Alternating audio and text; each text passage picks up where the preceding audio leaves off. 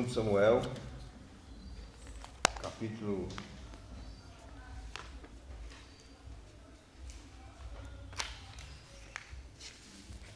11, do versículo 1 até o versículo 4. Diz assim, texto sagrado: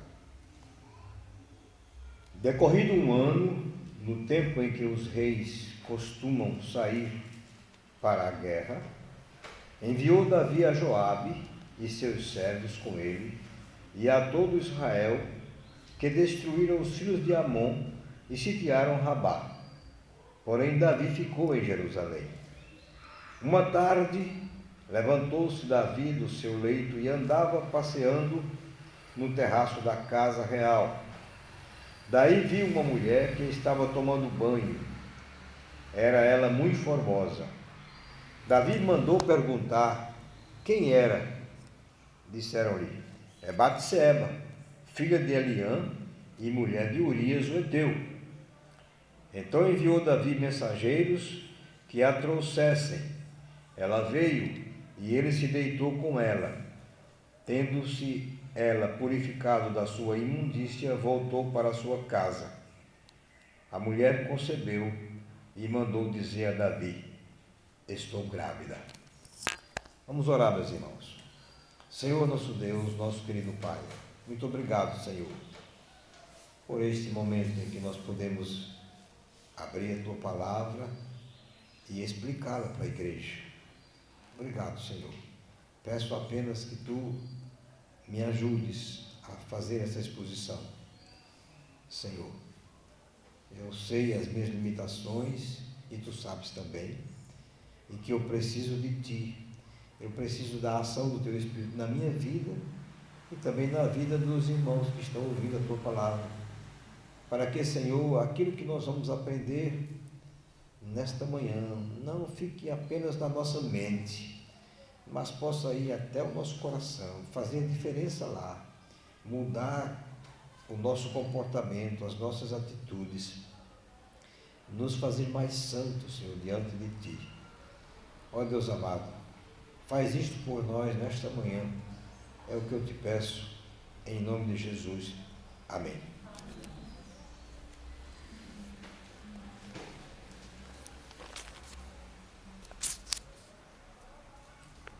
Meus irmãos, a Bíblia é um livro único, é um livro singular. Não tem nenhum outro livro como a Bíblia. Quando nós dizemos que a Bíblia é inerrante, infalível e autoritativa, é isso que nós queremos dizer mesmo. Não é outra coisa. É que não há erro nela, não há falha. E ela é autoritativa. A sua palavra, a palavra de Deus registrada na Bíblia, ela exerce autoridade sobre nós. Nós não podemos negar isso. A Bíblia é um livro tal que ou nós cremos nela toda ou nós não cremos nela. Não existe a possibilidade de nós selecionarmos textos da Bíblia para dizer, não, esse aqui eu aceito, mas esse outro aqui não, porque esse aqui, esse é mito, esse é... Bem, qualquer explicação que alguém possa dar. Selecionar um texto da Bíblia, nós teríamos que usar um critério subjetivo, porque não há critério objetivo para dizer que determinadas partes da Bíblia são inspiradas ou não. Ela é totalmente inspirada pelo Espírito Santo. Todas as partes da Bíblia. E eu não posso chegar e dizer subjetivamente que essa parte aqui eu não aceito, esta outra eu aceito, porque esse critério é meu. Pode ser que outra pessoa diga, não, essa parte que você não aceita eu aceito, mas essa outra parte eu não aceito. Então, como seria selecionar textos na Bíblia? Eu não estranharia, meus irmãos, de jeito nenhum, se alguém da igreja dissesse, pastor, o senhor vai pregar nesse texto hoje?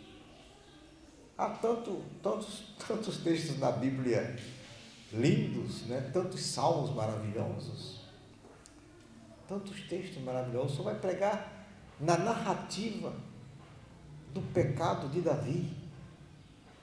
É aí que o senhor vai pregar? É, meus irmãos. Mas há uma razão para isso. Por favor, abram suas Bíblias, mas depois vocês voltam para o texto aqui, porque nós vamos expor o texto inteiro. Abram suas Bíblias na segunda carta de Paulo a Timóteo, capítulo 3, a partir do o versículo 16 e o 17. O texto diz o seguinte: toda a Escritura é inspirada por Deus e útil para o ensino, para a repreensão, para a correção, para a educação na justiça, a fim de que o homem de Deus seja perfeito e perfeitamente habilitado para toda boa obra. Então, meus irmãos, toda a Escritura. Não há nenhum texto na Bíblia em que eu não possa pregar. Toda a Escritura, ela tem uma instrução para nós. Toda ela. Mesmo que seja uma narrativa, como essa que nós acabamos de ver, a respeito do pecado de Davi. Então é isso que nós vamos fazer agora. Todos, eu acredito, a maioria dos crentes conhece a história de Davi. Davi foi o grande rei de Israel. E no momento em que estas coisas aconteceram na sua vida, ele vivia o período de suas maiores conquistas. O seu reino estabelecido, conquistando tudo aquilo que o seu coração dizia. Mas, meus irmãos, há aqui nesse relato instruções para nós. As instruções que a Bíblia nos dá, elas podem ser no sentido positivo ou no sentido negativo, não é? Positivamente, as instruções dizem para nós aquilo que nós devemos fazer. Negativamente, as instruções dizem para nós aquilo que nós não devemos fazer. Então, meus irmãos, há aqui instruções para que nós, com respeito àquilo que nós não devemos fazer. E assim nós podemos caminhar na jornada da santificação. Vamos analisar bem o texto o texto que acabamos de ler. Esse texto relata o pecado de Davi. E eu só vou tratar dessa parte mesmo. Tem outras partes que nós trataremos posteriormente, mas agora só vamos nos referir a essa narrativa aqui. O pecado, meus irmãos, ele não acontece na vida do crente de uma hora para outra. Ele vai... alguma coisa começa a propiciar isso, começa a dar espaço para que isso aconteça. Isso é muito claro lá em Tiago, quando ele diz que o pecado primeiro é concebido na mente, não é? E aí ele começa a acontecer ali na mente, mas até aí é possível retroceder. Mas há um momento em que, depois de concebido esse pecado, ele é praticado. Como diz Tiago, é dado à luz ao pecado. E aí o pecado gera a morte. Interessante é que o texto nos diz, de forma muito clara, veja o ambiente como propiciou a Davi o pecado. Era um ambiente de ociosidade. Versículo 1. Decorrido um ano, no tempo em que os reis costumam sair para a guerra, enviou Davi a Joabe e seus servos com ele e a todo Israel, que destruíram os filhos de Amon e sitiaram Rabá. Porém, Davi ficou em Jerusalém. Ora, por que Davi não foi com o exército? Era assim que acontecia. Os reis, eles acompanhavam o exército. Era importante a presença do rei para dar todo o apoio e estímulo e ânimo para os seus soldados. Mas Davi ficou em casa. Era um ambiente de ociosidade, não tinha o que fazer. Meus irmãos, aqui vai a primeira instrução para vocês. A ociosidade é um campo fértil para o pecado. Fértil. Davi estava dormindo à tarde, quando deveria estar na guerra com o seu exército. A ociosidade é algo terrível na vida do ser humano. Viver sem fazer nada, não tem o que fazer, procura alguma coisa para fazer. É preciso ter muito cuidado com isto. Vejam bem o que eu estou dizendo a vocês. A ociosidade é um campo fértil para o pecado. A outra coisa que nós vamos perceber aqui é que o que é que a ociosidade pode nos levar a fazer se nós não temos o que fazer e nós não estamos usando aquele tempo que possivelmente ocioso para Deus? Pode nos levar a um comportamento mundano, comportamento do mundo, como as pessoas do mundo, as pessoas do mundo fazem. Nós vamos ver isso do versículo 2 ao versículo 4, mas eu quero usar aqui justamente o texto de 1 de João, capítulo 2, versículo 15 a 17, em que João vai falar das coisas que são do mundo e que não são de Deus. E ele se refere a 3 coisas: a concupiscência dos olhos, a concupiscência da carne e a soberba da vida. João diz que aqueles que são do mundo, aqueles que vivem segundo o mundo, o comportamento do mundo, o que vai acontecer na sua vida, o que há neles, é a concupiscência dos olhos, a concupiscência da carne e a concupiscência e a soberba da vida. A primeira coisa que nós vemos aqui no versículo 2 é a concupiscência dos olhos. Vejam o que aqui diz o versículo 2. Uma tarde, Davi estava ocioso, muito tempo, toda tarde Davi ia dormir, não tinha o que fazer. Numa dessas tardes, levantou-se Davi do seu leito e andava passeando no terraço da casa real. Daí viu uma mulher que estava tomando banho. Era ela muito formosa. Passeando na varanda, no terraço da casa, um lugar mais alto, Davi vê a mulher tomando banho. O que é concupiscência? Concupiscência, meus irmãos, é desejo pelo que é proibido. Essa é a palavra concupiscência. Desejo por aquilo que é proibido. Tem a ver com luxúria. A visão da mulher tomando banho impressionou significativamente o rei.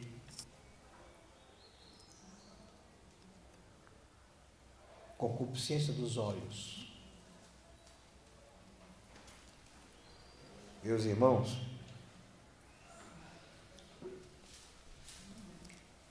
a primeira coisa que chega à nossa mente, ela vem a partir dos olhos, não é? O Senhor Jesus diz assim: os olhos são a lâmpada do corpo.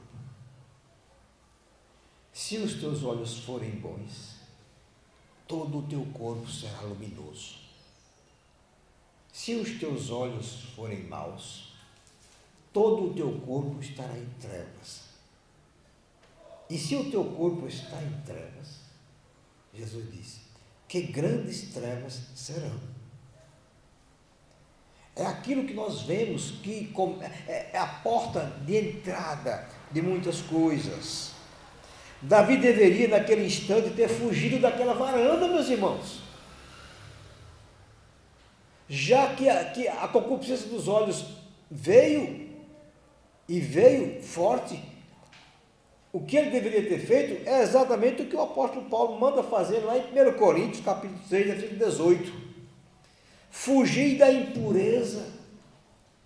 Qualquer outro pecado que uma pessoa cometer é fora do corpo, mas aquele que pratica a imoralidade peca contra o próprio corpo. Fugir da impureza. Aquele era o momento em que Davi dizia, opa, isso não é de Deus.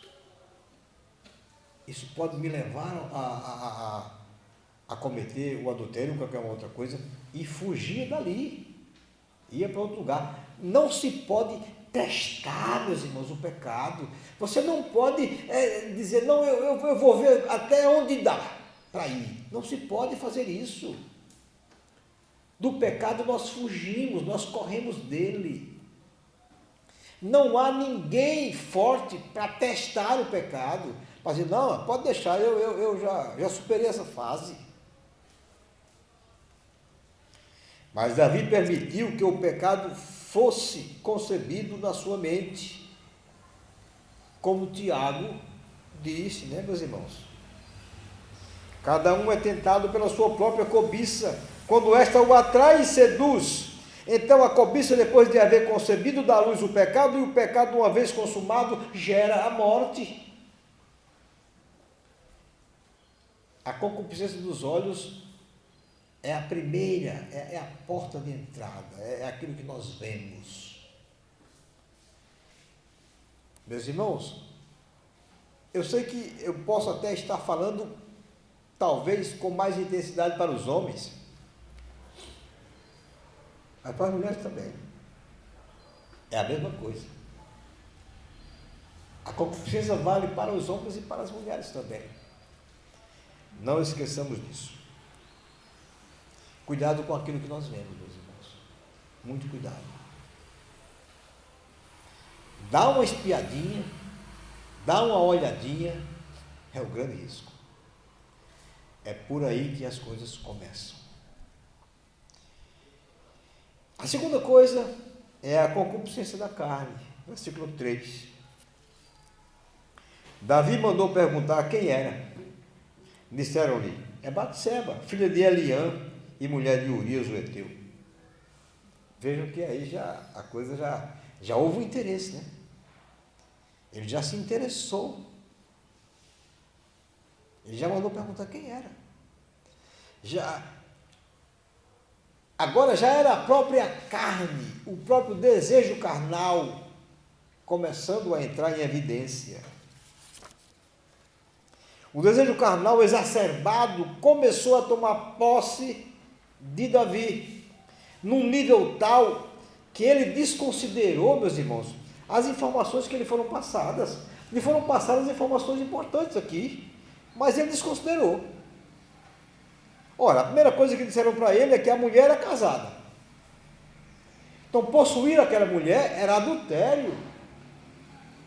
Era quebrar um dos mandamentos de Deus. Ele não podia fazer isso, mas ele desconsiderou. Porque, meus irmãos, a concupiscência da carne, quando ela se apodera do ser humano, ele não vê as coisas, ele cega, ele não pode deixar chegar nesse ponto.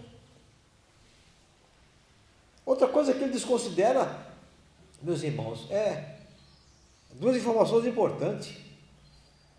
O pai e o esposo de Batseba faziam parte dos valentes de Davi, estavam lá lutando,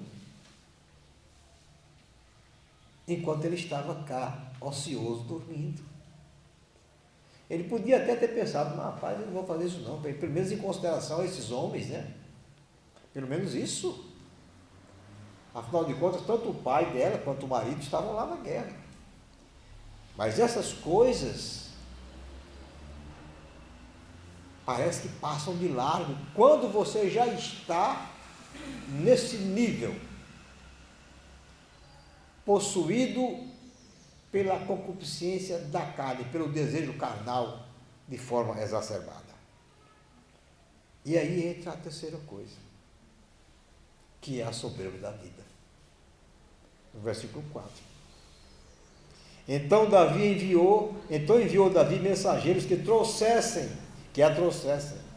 Ela veio, e ele se deitou com ela, tendo-se ela purificado da sua imundícia, voltou para a sua casa. Soberba, meus irmãos. Soberba é a mesma coisa que arrogância, que confia em seu próprio poder e recursos. Ora, Davi vivia o período das suas maiores conquistas. Usou do poder que ele tinha como rei. Na verdade, ele usou, aqui foi prepotência, né? Prepotência. E mandou trazer a mulher para que coabitasse com ele. Isto é a soberba da vida. Eu sou o rei, eu posso tudo. E ele mandou trazer a mulher. Mas aí vem a terceira coisa que normalmente o pecado acontece, que é a consequência. Neste caso aqui é uma consequência prevista. Eu diria que era uma consequência pré-anunciada, né? Versículo 5. A mulher concebeu e mandou dizer a Davi: estou grávida. Além da quebra da lei de Deus e de agredir a santidade do Senhor, o grande problema daqueles, meus irmãos, que se deixam envolver pelo pecado, são as consequências decorrentes do pecado, que afetam não só o pecador, mas afetam também outras pessoas. Essa é a questão. Não só afeta você, mas afeta outras pessoas, afeta a sua família, afeta seus amigos, afeta a igreja, afeta outras pessoas. E exatamente aquilo que certamente Davi não queria ouvir, né? Porque esse tipo de pecado, ele visa unicamente o prazer momentâneo e nada mais do que isto. E também ele não podia ter um filho de uma mulher que não era sua. Bem, nós conhecemos o resto da história, mas eu não vou entrar nesse ponto agora. Houve outras consequências sérias na vida de Davi. A Bíblia diz que Davi confessou o seu pecado ao Senhor quando inquirido por Natã. E a Bíblia diz que Deus perdoou o pecado de Davi. Mas as consequências do pecado de Davi, elas vieram sobre Davi, sobre a sua família, sobre o seu reino. Porque Deus perdoa o nosso pecado quando nós, arrependidos, chegamos diante dele e confessamos. Mas as consequências, elas são inexoráveis, não tem jeito, ela vem mesmo. Algumas considerações, meus irmãos, para que nós possamos encerrar. Primeira coisa, qual é a orientação das Escrituras? Está exatamente no texto que eu me baseei para fazer as divisões, que é o texto de 1 de João, capítulo 2, de 15 a 17. Não ameis o mundo, nem as coisas que há no mundo. Se alguém amar o mundo, o amor do Pai não está nele. Porque tudo que há no mundo, a concupiscência da carne, a concupiscência dos olhos e a soberba da vida, não procede do Pai, mas procede do mundo. Ora, o mundo passa, bem como a sua concupiscência. Aquele, porém, que faz a vontade de Deus permanece para sempre. Esta é a orientação das Escrituras, meus irmãos. Não amemos o mundo. Essas coisas são do mundo. Elas não são de Deus. São coisas efêmeras, elas passam rapidamente. São prazeres momentâneos, transitórios, que não vale a pena, mas não vale a pena mesmo. Depois só tem sofrimento e decepção. É isso que o texto diz: olha, o mundo passa bem como a sua concupiscência, aquele, porém, que faz a vontade de Deus permanece para sempre. Isso não é muito melhor? Isso é muito melhor. Então, meus irmãos, o que nós orientamos é que tenhamos cuidado. Nunca é demais. Nós batemos nessa tecla. Alguém poderia dizer: pastor, por que o senhor está pregando nisso? Tem alguém, por acaso, na igreja com essa prática? Não, meu irmão, de jeito nenhum. Eu, pelo menos, não sei nada disto. E louvo a Deus por isto. Porque não vejo ninguém aqui ainda praticando essas coisas. Mas é pedagógico que nós possamos lembrar, trazer à memória, trazer à mente essas recomendações. Cuidado. Cuidado, meus irmãos, com a autoconfiança. Às vezes nós confiamos demais na nossa própria carne. Às vezes nós confiamos demais, não, pastor, mas que é isso? Eu sou um homem casado, muito bem casado. Isso não é garantia para que você não peque. Veja o que é que o apóstolo Paulo diz lá em 1 Coríntios 10, de 12 a 13. Aquele, pois, que pensa estar em pé, veja que não caia. Não vos sobreveio tentação que não fosse humana, mas Deus é fiel e não permitirá que sejais tentados além das vossas forças. Pelo contrário, juntamente com a tentação, vos proverá livramento, de sorte que possais suportar. Também, meus irmãos, não adianta chegar para o pastor e dizer: pastor, a tentação foi grande demais que eu não consegui suportar. Isso não é verdade. Porque a Bíblia diz que não é verdade. As tentações virão, meus irmãos, e elas virão, não tem jeito. Mas Deus nos dá, junto com a tentação, a possibilidade, a força, a maneira, a forma de nós fugirmos dela. Se não fugimos é porque nós não queremos. Mas não podemos culpar nem a Deus nem a ninguém por isto. Então, cuidado com a autoconfiança. É bom ter cuidado com a autoconfiança. Às vezes confiamos demais em nós. Outro cuidado, a mente vazia. A mente vazia, meus irmãos, procura coisas para fazer. Procura filmes para assistir. Procura programas na televisão para assistir, coisas que talvez você nunca tenha assistido, eu vou dar uma olhada. Procura coisas na internet. Meus irmãos, o crente nunca deveria ter a mente vazia. Nunca. Jamais. Há muitas coisas que o crente pode fazer. Ler a palavra, bons livros, oração, qualquer uma outra atividade lícita que você pode fazer. Mas nunca permita que a sua mente fique vazia, vagando. A orientação do apóstolo Paulo em Filipenses é a seguinte: finalmente, irmãos, tudo que é verdadeiro, tudo que é respeitável, tudo que é justo, tudo que é puro, tudo que é amável, tudo que é de boa fama, se alguma virtude há e se algum louvor existe, seja isso que ocupe, esteja lá o tempo todo a vossa mente. A nossa mente precisa estar ocupada com as coisas de Deus, com coisas como essas, meus irmãos, que o apóstolo falou aqui. Coisas respeitáveis, coisas que são justas, puras, amáveis, de boa fama, coisas que têm a ver com virtude, louvor, gratidão. Se nós queremos ser santos, há um caminho a trilhar. E esse caminho, meus irmãos, não é fácil. Ele é difícil. Ele tem implicações sérias que precisamos entender.